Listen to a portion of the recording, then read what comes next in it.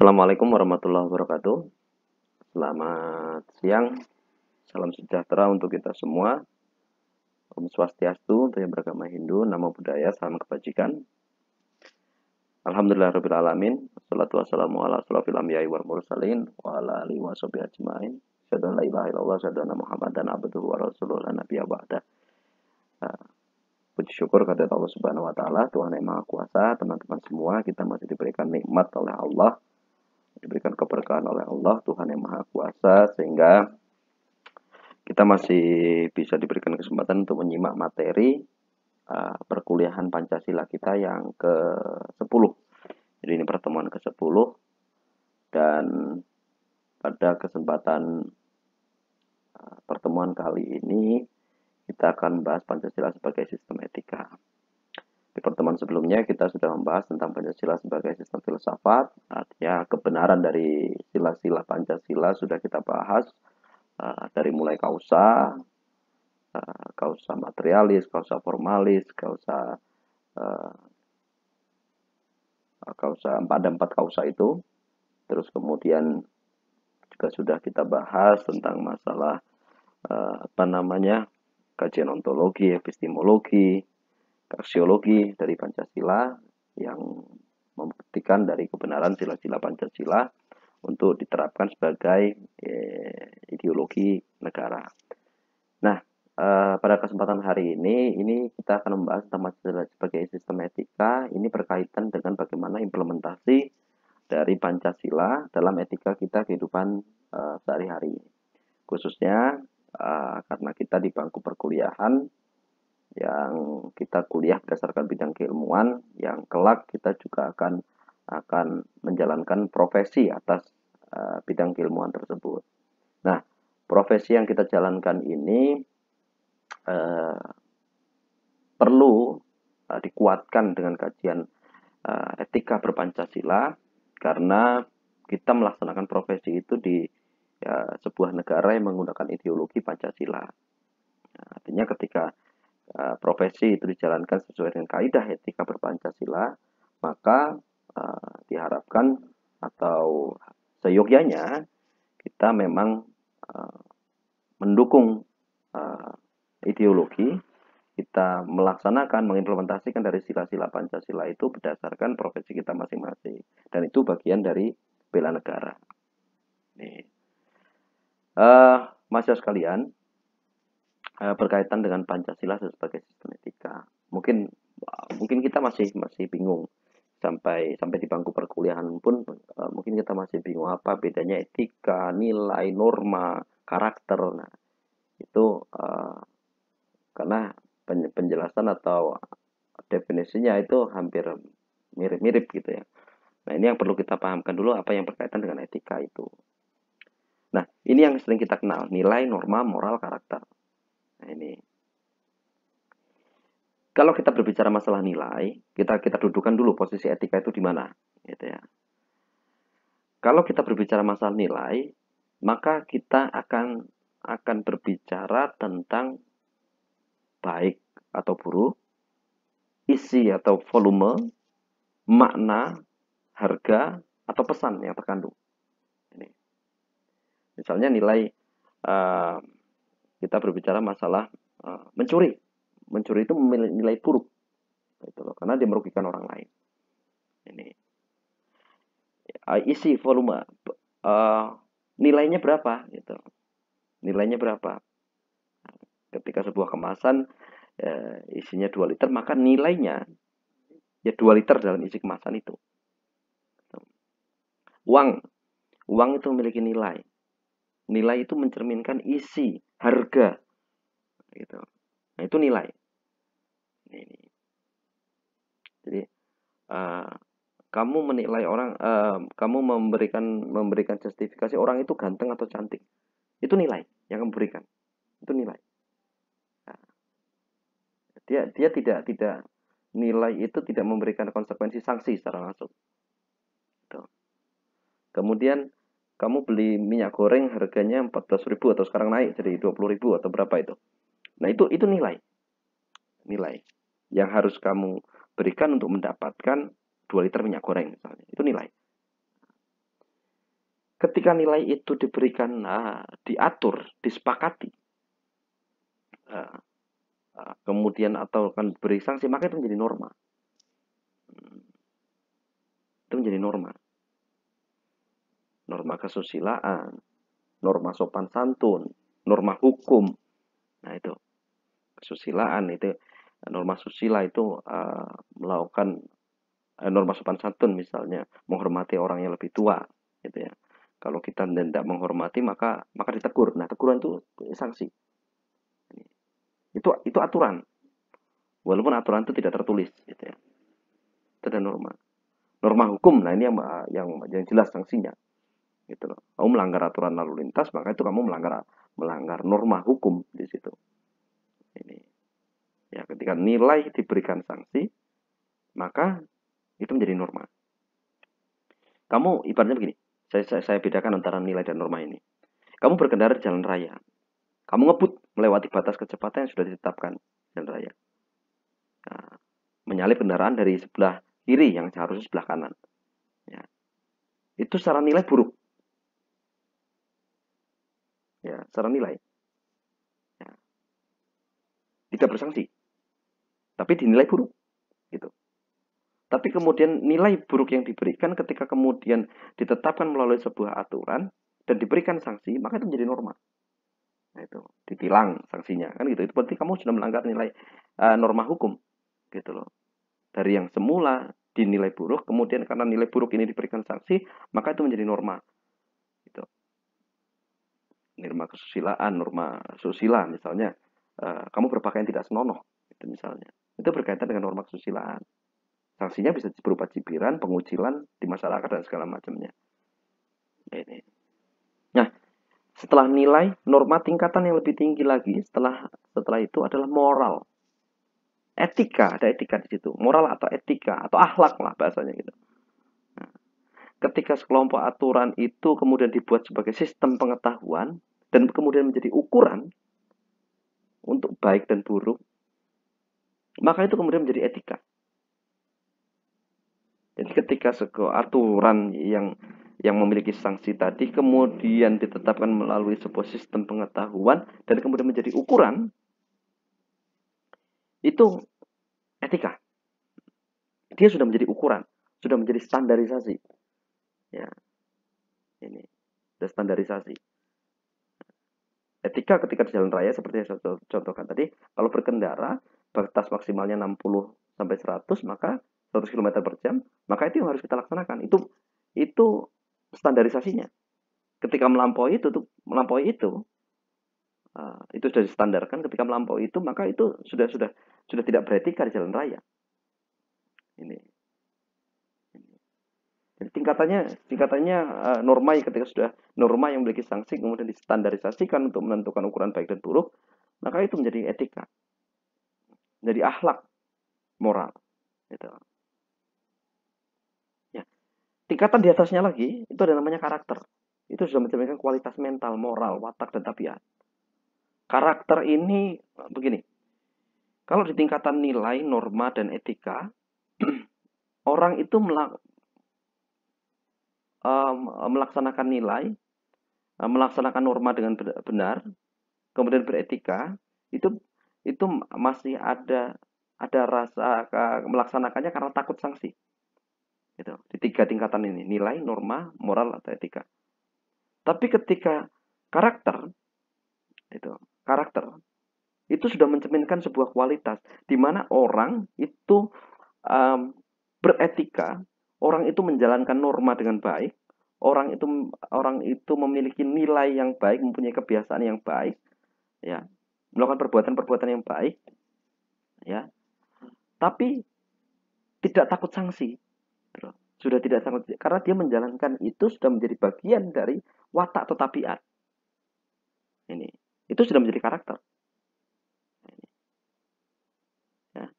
Ketika orang sholat misalnya, sholat kita menjalankan ibadah dalam agama kita, ya, dalam agama kita orang yang sholat, orang yang puasa, ketika menjalankan ibadah itu dijalankan dengan ikhlas.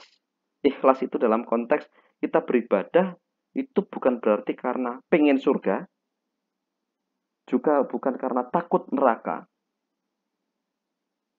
maka ibadah itu sudah menjadi karakter. Karena kamu sudah menjalankan ibadah itu dengan ikhlas. Ayo, coba pahami kata-kata saya ini. Itu karakter, karena sudah dijalankan dengan ikhlas. Gitu. Kamu sholat, yang sholatmu itu tujuannya karena ini sudah mendarat, dan kamu sholat itu tujuannya memang mengabdi kepada Sang Pencipta, mengabdi. Bukan sholat karena takut neraka, bukan karena sholat itu pengen surga. Ya. Kamu sholat itu karena memang kamu merasa bahwa kamu adalah makhluk ciptaan Allah, segala yang kamu dapat selama ini adalah pemberian dari Allah, amanah dari Allah, dari Tuhan yang Maha Kuasa, sehingga kamu beribadah itu benar-benar ikhlas, benar-benar mengabdi. Nah, ini. Itu berarti agama, ibadahmu sudah menjadi karakter dalam hidupmu. Nah, ini. Oke. Ya. Sudahkah kalian menjadikan ibadah itu menjadi karakter dari hidupmu? Ini. Coba flashback ke dalam diri kalian masing-masing. Coba introspeksi diri kalian masing-masing. Kamu sholat itu sudah ikhlas atau belum? Kamu berpuasa itu sudah ikhlas atau belum? Kamu sembahyang itu sudah ikhlas atau belum? Coba tanyakan dalam diri kamu sendiri. Apakah kamu sholat itu karena masih takut neraka? Takut disiksa nanti di akhirat? Apakah kamu melaksanakan sholat itu karena pengen surga? Pengen dimasukkan di surganya Allah, Tuhan yang Maha Kuasa? Apakah kamu sholat itu malah justru kamu tuh pengen disanjung sebagai orang alim? Apakah kamu berpuasa itu karena pengen pacarmu semakin cinta dengan kamu? Nah ini. Kalau kamu masih mempunyai motif-motif yang saya sebutkan tadi, ketika menjalankan ibadah terhadap Allah, Tuhan yang Maha Kuasa, maka kamu belum menjadikan ibadah, belum menjadikan keimanan beragamamu itu sebagai karakter dalam hidupmu. Karena kamu masih mengharapkan imbalan dan takut akan sesuatu. Nah, itu tingkatan paling tinggi dalam sebuah kehidupan manusia. Ini. Kamu berjilbab kenapa? Kamu mengenakan hijab itu kenapa? Karena takut dosakah? Karena takut api nerakakah? Atau kamu pengen di jannahnya Allah, di surganya Allah? Atau kamu pengen terlihat makin cantik? Atau pengen menutupi rambut putihmu? Atau pengen menutupi rambutmu yang mulai rontok? Itu akan menentukan kualitas dari moral, etika yang disebut sebagai karakter tadi. Nah, ini tingkatannya. Nah, kita nggak akan berbicara masalah karakter ini, karena ini tingkatannya ikhlas, ini tingkatannya individual. Individual adalah dalam diri kalian masing-masing. Yang bisa menilai, yang bisa mengevaluasi itu adalah diri kalian masing-masing. Ini. Kamu menjalankan kuliah ini apa tujuannya? Gitu. Nah ini, apa tujuannya? Apakah kuliah ini sudah menjadi bagian dari karakter tabiat dalam kehidupanmu? Kalau kuliah ini sudah menjadi karakter, maka kamu tidak menganggap kuliah ini sebagai sebuah beban, gitu. Tidak menganggap kuliah sebagai beban. Kamu akan ikhlas menjalankan itu, mengerjakan tugas dengan ikhlas, mengikuti perkuliahan dengan ikhlas, gitu. Ya. Ini segala sesuatu ketika kita melakukan itu dengan niat untuk mengabdi, maka itu menjadi karakter. Karena kamu sudah tidak terikat dengan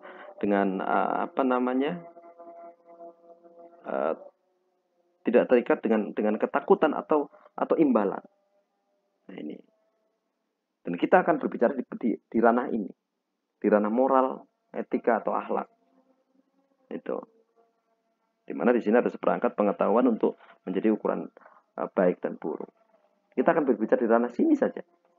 Nah, di ranah di mana sebuah aturan, sebuah nilai itu diberikan sanksi menjadi sebuah aturan, dan aturan itu menjadi patokan, menjadi ukuran standarisasi untuk baik dan buruk. Nah, berkaitan dengan etika, maka ada 3 aliran etika yang harus kita pahami. Pertama, etika itu aliran yang pertamanya adalah keutamaan. Apa itu etika keutamaan? Etika keutamaan itu adalah etika atau moral yang didasarkan pada kaidah agama sebagai pijakannya, sebagai pijakan utamanya. Dan ini sifatnya utama karena agama menjadi dasar, maka disebut sebagai etika keutamaan. Ini. Apa yang menjadi bagian atau menjadi nilai-nilai dari etika keutamaan atau yang berdasarkan atas kaidah agama tadi? Misalnya nilai kejujuran, nilai kedisiplinan, kasih sayang, belas kasih, murah hati, tanggung jawab. Nah, kenapa? Karena sumber nilainya itu dari transendental, dari ajaran agama, dari wahyu yang diberikan oleh Allah Subhanahu wa taala. Nah, ini. Maka ini disebut sebagai etika keutamaan. Ini kebajikan. Kebajikan utama, kebenaran yang hakiki, itu landasannya adalah agama, transendental. Ya. Itu agama itu menjadi landasan utama. Ya, apapun kebenaran konsepsi manusia ketika dibenturkan dengan kebenaran hakiki yang berdasarkan dari agama, maka yang utama itu adalah agama. Disiplin, jujur, cinta kasih, belas kasihan, tanggung jawab, itu agama dasarnya. Dasarnya agama. Kemudian aliran etika yang kedua adalah aliran teleologis. Aliran teleologis itu bermakna bahwa ini adalah aliran etika yang berorientasi kepada konsekuensi, berorientasi pada akibat atau hasil, di mana kita akan melihat sesuatu kebenaran dan kesalahan berdasarkan pada tujuan akhir. Ini pada tujuan, apa tujuan akhirnya? Gitu. Ini. Oke. Saya contohkan begini. Si pitung ini pencuri. Dia mencuri beras dari gudang atau lumbungnya company. Beras-beras yang kemudian diambil secara paksa dari rakyat yang kemudian ditimbun di gudangnya company Belanda. Kemudian oleh si pitung dicuri berasnya. Oleh si pitung dicuri berasnya. Yang kemudian beras hasil curian si pitung tadi dibagikan kepada masyarakat yang miskin. Ini etika teologis. Ya. Ini etika teologis. Secara cara salah. Tapi tujuan akhirnya benar. Gitu. Tujuan akhirnya benar. Ini. Ada lagi selain si pitung mencuri, si A misalnya. Si A ini mencuri beras. Tapi kemudian untuk mabuk-mabukan. Maka caranya salah. Tujuan akhirnya juga salah. Ini. Atau kemudian si pitung misalnya, si pitung menanam padi, hasil panennya dibagikan pada masyarakat miskin atau kurang mampu. Maka caranya benar, tujuan akhirnya benar. Gitu. Jadi etika dalam kajian teleologis tidak bisa serta-merta dikatakan bahwa seseorang itu buruk, seseorang itu tidak bermoral. Ya.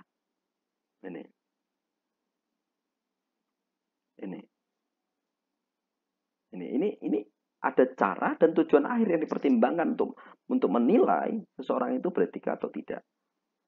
Sesuatu hal itu beretika atau tidak. Nah, itu teleologis. Ada cara dan konsekuensi atau akibat yang diperhitungkan untuk menilai. Ya. menilai.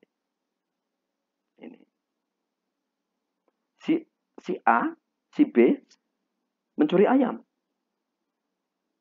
Tapi hasil mencuri ayamnya untuk beli susu anaknya. Yang kalau nggak dibelikan susu anaknya bisa kelaparan. Bisa meninggal. Nah, ada etika yang perlu dipertimbangkan di situ. Ini. Beda dengan misalnya seorang koruptor mencuri uang yang uangnya kemudian untuk foya-foya. Ya. Ada cara dan tujuan yang berbeda di situ. Itu aliran etika secara teleologi. Kemudian aliran etika yang ketiga adalah secara deontologis. Secara deontologis, ini berkaitan dengan hak dan kewajiban. Ini sebuah etika yang memandang bahwa kewajiban itu penting. Ya. Kewajiban itu penting. Bahkan kewajiban dan hak itu harus dijalankan seimbang. Karena ini berkaitan dengan kelayakan, kepatutan, atau kepantasan. Ya. Ya. Kamu bayar pajak, maka kamu patut menikmati fasilitas jalan yang bagus. Ini. Kalau kamu tidak bayar pajak, kendaraan tidak bayar pajak, maka kamu tidak patut, tidak layak untuk menikmati fasilitas jalan yang bagus. Kan gitu. Ada timbal balik di situ antara kewajiban dan keharusan yang harus dilakukan. Nah ini. Nah itulah tiga aliran yang berkaitan dengan etika keutamaan, teleologis, dan deontologis. Nah, bagaimana ketika aliran ini diintegrasikan atau disandingkan dengan etika berpancasila? Pertama, sila ketuhanan itu mengandung dimensi etika atau moral berupa nilai spiritualitas yang mendekatkan diri kepada Sang Pencipta. Ya. Dekatkan diri dengan Sang Pencipta. Artinya ketika kita melakukan perbuatan yang jujur, perbuatan yang bertanggung jawab, perbuatan yang toleransi, menghargai orang lain, perbuatan yang mementingkan kepentingan umum di atas kepentingan pribadi, ya, taat pada perintah dan larangan agama, maka itu menjadi bagian dari sila pertama. Karena itu bagian dari cara kita mendekatkan diri pada Sang Pencipta. Dan itu menjadi nilai spiritualitas. Ini. Ketika berbicara masalah sila pertama ini, maka itu menjadi etika keutamaan. Ini menjadi etika keutamaan. Kenapa? Karena sumbernya adalah kaidah agama. Dasarnya adalah etika yang bersumber pada kaidah agama. Karena jelas silanya adalah sila ketuhanan. Kedua, sila kemanusiaan. Ini mengandung dimensi humanus, kemanusiaan. Yang artinya menjadikan manusia, yang artinya itu memanusiakan manusia. Memanusiakan manusia. Kalau kita pengen dihargai orang, maka kita harus menghargai orang lain dulu. Oke, sebentar, baterai saya low.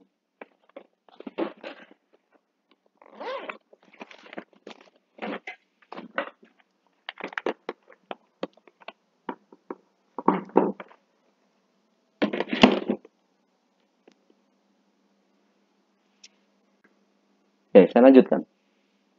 Ketika kita pengen menghargai orang, ketika pengen dihargai orang, maka kita harus menghargai orang dulu.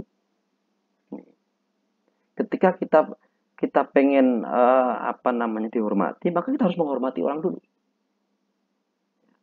Disitulah kelihatan kualitas kemanusiaan dalam pergaulan.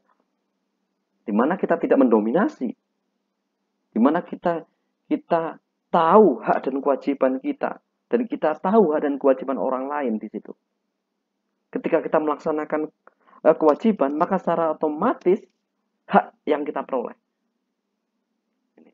Orang lain juga kita melaksanakan kewajiban, maka orang lain juga akan memberikan kewajibannya. Dan itu menjadi hak bagi kita. Ketika kita melaksanakan kewajiban kita terhadap negara, maka negara juga akan melaksanakan kewajibannya terhadap kita. Pada sila kedua ini, maka ini termasuk dalam aliran keutamaan. Karena dasarnya juga berdasarkan dari hak dan kewajiban itu adalah ketuhanan. Dan ini juga menjadi kajian dari deontologis. Karena berkaitan dengan kewajiban dan keharusan yang harus dilakukan sebagai kita sebagai manusia. Ini sila kedua. Sila kedua ini berkaitan dengan etika keutamaan, aliran etika keutamaan. Dan sekaligus ini menjadi etika deontologi. Karena ada keharusan, ada kewajiban yang harus dilakukan untuk mendapatkan hak yang harus kita terima.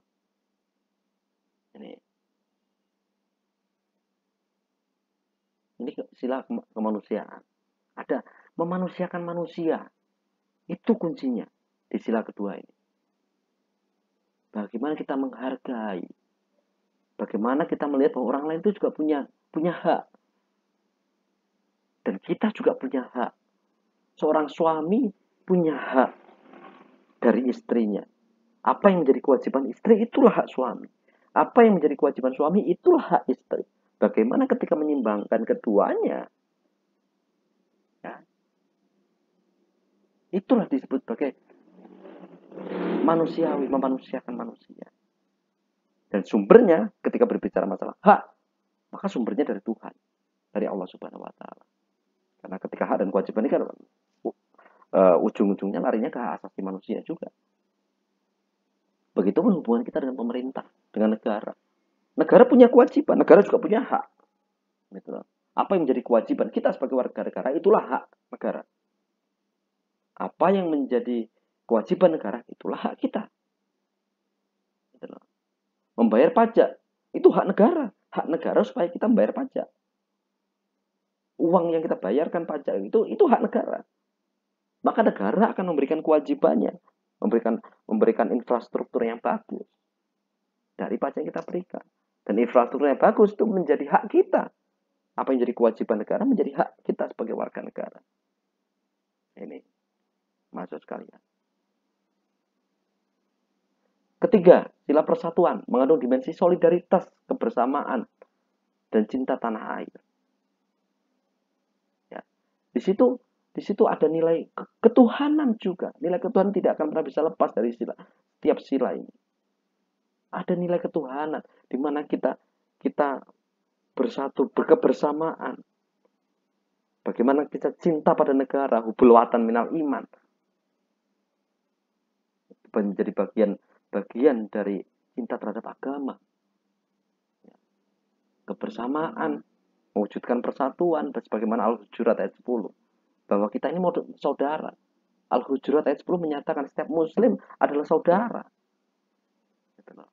Tapi kemudian ketika ini dibawa dalam kehidupan berbangsa, maka dalam kehidupan yang lebih luas lagi, setiap manusia itu adalah bersaudara. Orang yang berbeda agama dengan kita pun juga adalah saudara. Kenapa? Karena mereka adalah sesama manusia. Sesama makhluk ciptaan Allah Subhanahu wa Ta'ala, Tuhan yang Maha Kuasa. Ini. Di situ nilai persatuannya. Di situ nilai persatuannya. Jangan mentang-mentang karena orang berbeda agama dengan kita, maka kita menyepelekan. Kita mengesampingkan, kita mendiskriminasikan. Enggak. Ada orang jatuh naik motor karena pakai kalung salib, terus nggak kita tolong. Kenapa? Karena dia bukan saudara saya. Karena dia tidak seagama dengan saya. Bukan begitu. Ya. Dia adalah manusia ciptaan Tuhan. Ya. Ciptaan Allah Subhanahu wa Ta'ala. Ciptaan Tuhan kita juga. Kalau kita mau tarik lebih jauh lagi, kenapa kok Allah Subhanahu wa Ta'ala, Tuhan yang Maha Kuasa itu nggak menciptakan orang itu Islam semua? Kenapa nggak menciptakan semua Kristen semua, Hindu semua, Buddha semua? Sampai ke situ ranahnya. Sama agama, di setiap agama pun pasti menyatakan orang yang memiliki kesamaan agama, keperyakinan, maka itu adalah saudara. Tetapi sesama manusia itu juga saudara juga. Itu dimensi keutamaan. Ada dasar ketuhanan dalam mewujudkan persatuan ini. Kemudian ada dimensi teleologis. Gitu. Ada akibat dari persatuan ini. Oke, ada akibat, ada konsekuensi atau hasil. Di mana persatuan Indonesia itu, di Indonesia yang berbeda agama, beda suku tadi, itu bersatu sebagai hasil dari penjajahan berapa abad lamanya. Ada konsekuensi yang harus diterima di situ. Ada akibat positif yang muncul sebagai akibat penjajahan, yang kita ketika menerima penjajahan, menerima ketidakenaan, ketidaknyamanan, ketertindasan, kemudian kita bersatu. Ada etika teleologis di situ. Yang keempat, sila kerakyatan yang mengandung dimensi berupa sikap menghargai orang lain, mendengarkan pendapat orang lain, tidak memaksakan kehendak. Nah, ini. Maka dasarnya ini bagian dari aliran etika keutamaan dan juga teleologi. Tidak memaksakan kehendak, tidak memaksakan. Itu juga dasarnya agama. Dakwah itu dalam kajian agama tidak boleh memaksa. Hei, kamu masuk Islam. Kalau nggak mau masuk Islam, saya tebas leher kamu. Tidak boleh seperti itu. Cara itu tidak dipakai oleh Rasulullah SAW, tidak dicontohkan. Hei, kamu masuk Katolik. Kalau nggak masuk Katolik, bayar utangmu yang nggak kamu bayar. Itu juga tidak bisa. Dan dalam ajaran agama Kristen Katolik juga tidak ada seperti itu. Agama itu harus dianut secara ikhlas. Tidak dipaksakan.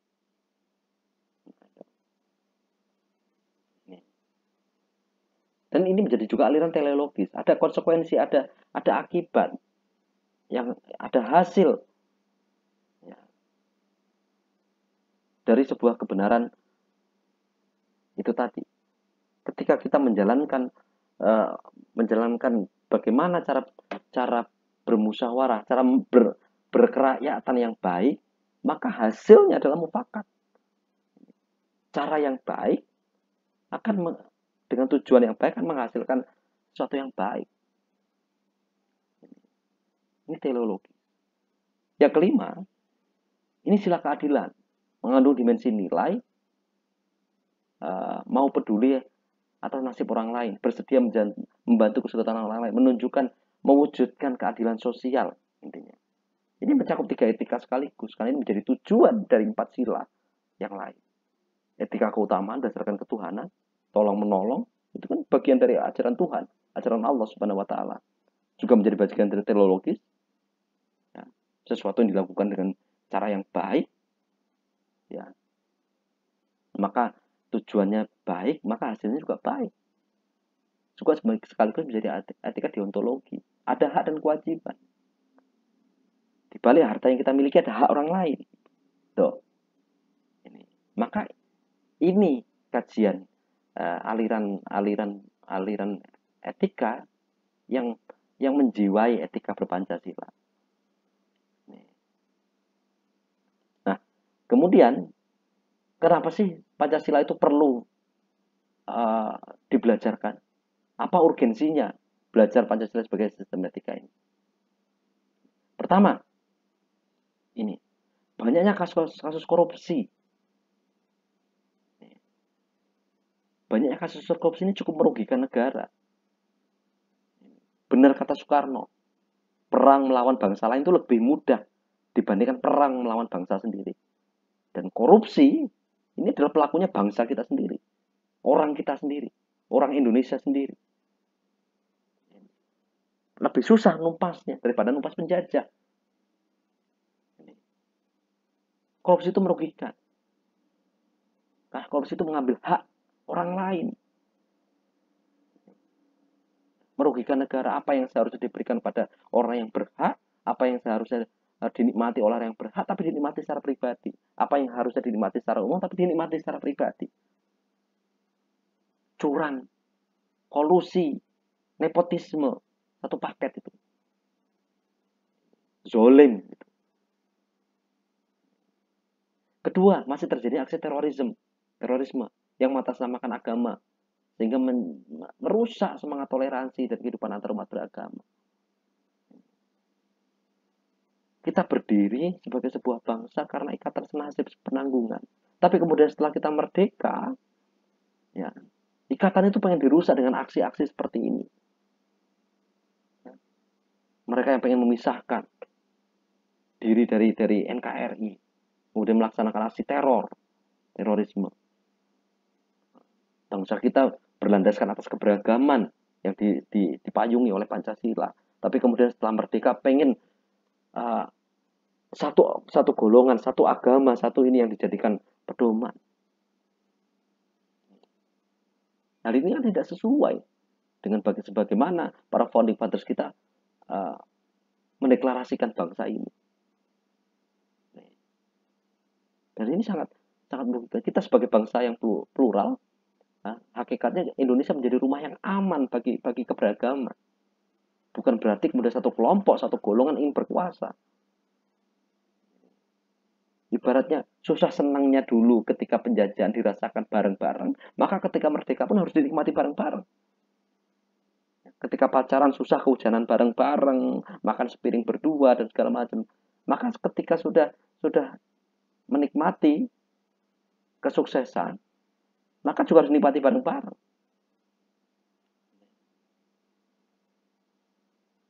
Ketiga, masih terjadi pelanggaran HAM dalam kehidupan bernegara. Pelanggaran HAM, pembunuhan, penyiksaan, human trafficking, penjualan manusia, perbudakan. Ini masih terjadi. Yang terakhir bupati di mana, di Riau atau di mana itu, yang melakukan perbudakan manusia, bekerja tidak dibayar, dikerangkeng. Itu bagian dari pelanggaran hak asasi manusia. Dan itu masih terjadi sampai dewasa ini. Dan yang tidak terekspos itu banyak. Itu. Ini. Keempat, kesenjangan antara kelompok yang kaya dan miskin masih menandai kehidupan masyarakat Indonesia. Yang kaya semakin kaya, yang miskin tambah miskin. Ini masih terjadi di masyarakat. Di lingkungan kita juga mungkin masih nampak. Artinya etika berpancasila itu belum melandasi setiap profesi yang dijalankan di Indonesia. Kelima, ketidakadilan hukum. Nenek Minah mencuri kayu bakar, mencuri kayu di PTPN, di perkebunan PTPN, dihukum, ditangkap. Dihukum 5 bulan atau 6 bulan penjara. Sementara para koruptor yang mencuri uang miliaran, itu dihukum dengan durasi yang tidak jauh berbeda. Yang satu nyuri kayu dihukum 6 bulan, yang satu korupsi miliaran dihukum cuma setahun setengah, 2 tahun. Tidak sebanding. Tidak adil itu. Keenam, banyak orang kaya yang tidak bersedia bayar pajak. Punya mobil mewah, tapi tidak bayar pajak. Punya mobil mewah, beli bahan bakar subsidi. Kemudian belum lagi dekandensi moral. Ada penyalahgunaan narkoba, kebebasan, rendahnya rasa hormat terhadap orang tua, kejujuran yang mulai menipis, tawuran.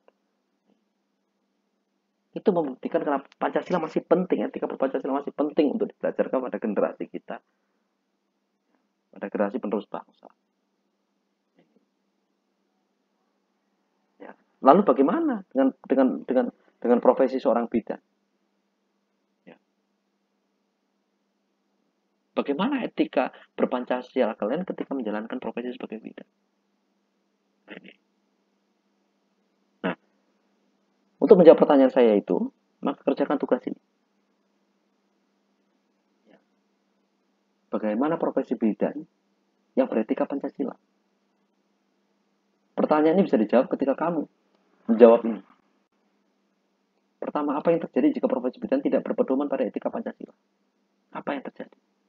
Ketika kamu bidan itu tidak memiliki rasa kemanusiaan, tidak memiliki keyakinan agama, ya, tidak memiliki toleransi, tidak mengedepankan asas keadilan, apa yang terjadi? Coba analisis ini.